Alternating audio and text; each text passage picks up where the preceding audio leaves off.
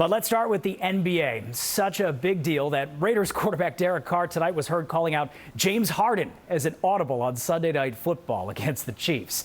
No, James Harden is not on his way to the Nets, not yet at least. And on day 3 of free agency, the Knicks are still making moves, albeit small ones. Today they did add Austin Rivers, Omari Spellman, and Jacob Evans, and yet another second-round pick. Not exactly the splash they cleared $40 million to spend on. Newsday's Steve Popper helps us make sense of what exactly happened to the Knicks.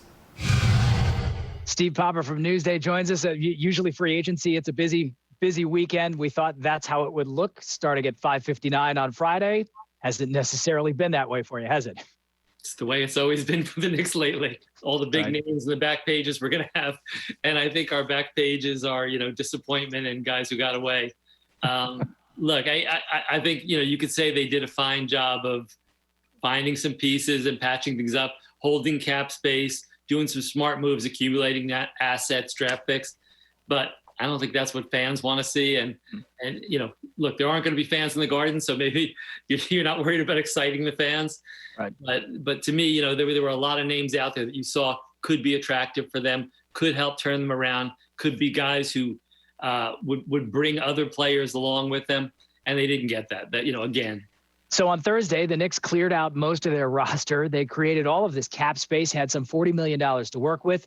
That night, Gordon Hayward declines his last option. You're putting the pieces together. You think that's a match. But in the end, he got paid by the Charlotte Hornets, 4 years, $120 million. Was it a matter of the Knicks just weren't willing to go that high? Did they get close?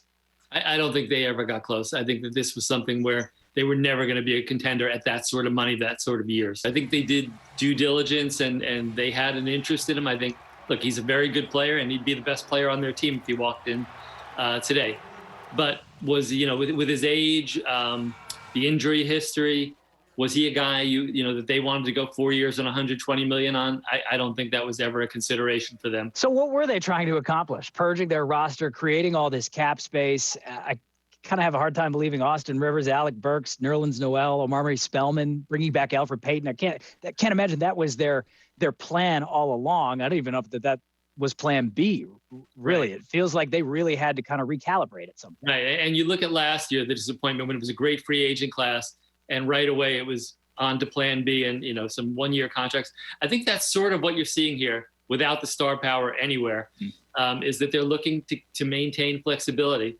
And look, if you tell a Knicks fan or you tell any of the media who have to write about them, when you traded Kristaps Porzingis that you're doing it for, 5 years of cap flexibility, at some point you have to start winning games. At some point you have to start getting players.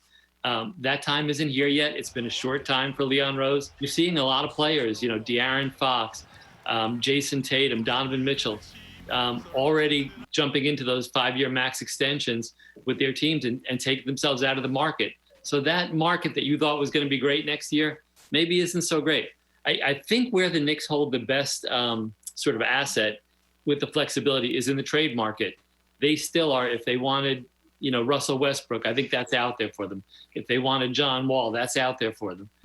I think the dream is Giannis Antetokounmpo, and I think what we're seeing right now is that might just be a dream. I mean, Russell Westbrook has made it well known that he would certainly like to join up with the Knicks at some point and make that happen. Do they take on what's left of his massive contract? I mean, it's over $130 million that they would have to absorb.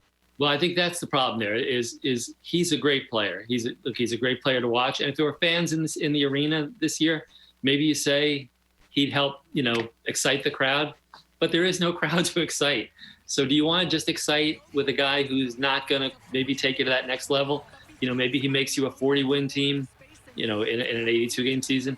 They've got a long way to go. If you look at what their base is now, the talent base, I don't think the Knicks have anyone who's shown that they have that star power yet, where you say this guy's going to be an all-star.